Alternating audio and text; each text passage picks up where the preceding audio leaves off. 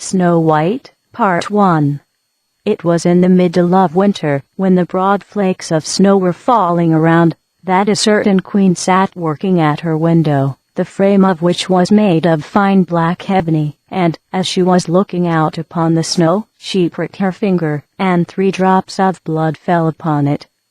Then she gazed thoughtfully down on the red drops which sprinkled the white snow, and said, "Would that my little daughter may be as white as that snow, as red as the blood, and as black as the ebony window frame."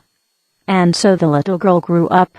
Her skin was white as snow, her cheeks as rosy as blood, and her hair as black as ebony, and she was called Snow White. But this queen died, and the king soon married another wife, who was very beautiful, but so proud that she could not bear to think that anyone could surpass her. She had a magical looking glass, to which she used to go and gaze upon herself in it, and say, "Tell me, glass, tell me true, of all the ladies in the land, who is fairest? Tell me who?" And the glass answered, "Thou, queen, art fairest in the land." But Snow White grew more and more beautiful, and when she was 7 years old, she was as bright as the day, and fairer than the queen herself. Then the glass one day answered Queen, when she went to consult it as usual, "Thou, queen, mayst fair and beauteous be, but Snow White is lovelier far than thee." When the queen heard this, she turned pale with rage and envy, and calling to one of her servants said, "Take Snow White away into the wide wood, that I may never see her more." Then the servant led the little girl away, but his heart melted when she begged him to spare her life, and he said, "I will not hurt thee, thou pretty child."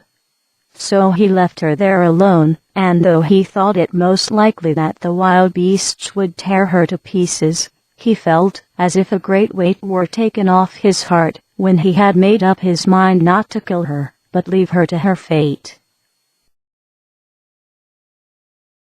Then poor Snow White wandered along through the wood in great fear, and the wild beasts roared around, but none did her any harm. In the evening she came to a little cottage, and went in there to rest, for her weary feet would carry her no further.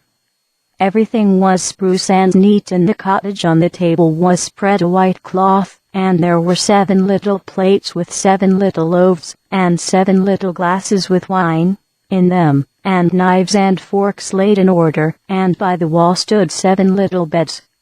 Then, as she was exceedingly hungry, she picked a little piece off each loaf, and drank a very little wine out of each glass, and after that she thought she would lie down and rest. So she tried all the little beds, and one was too long, and another was too short, till, at last, the 7th suited her, and there she laid herself down and went to sleep. Presently in came the masters of the cottage, who were 7 little dwarfs that lived among the mountains, and dug and searched about for gold. They lighted up their 7 lamps, and saw directly that all was not right. The first said, "Who has been sitting on my stool?" The second, "Who has been eating off my plate?"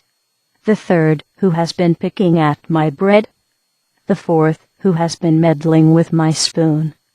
The fifth, "Who has been handling my fork?" The sixth, "Who has been cutting with my knife?" The seventh, "Who has been drinking my wine?" Then the first looked around and said, "Who has been lying on my bed?" And the rest came running to him, and everyone cried out that somebody had been upon his bed. But the 7th saw Snow White, and called upon his brethren to come and look at her, and they cried out with wonder and astonishment, and brought their lamps, and gazing upon her, they said, "Good heavens, what a lovely child she is!"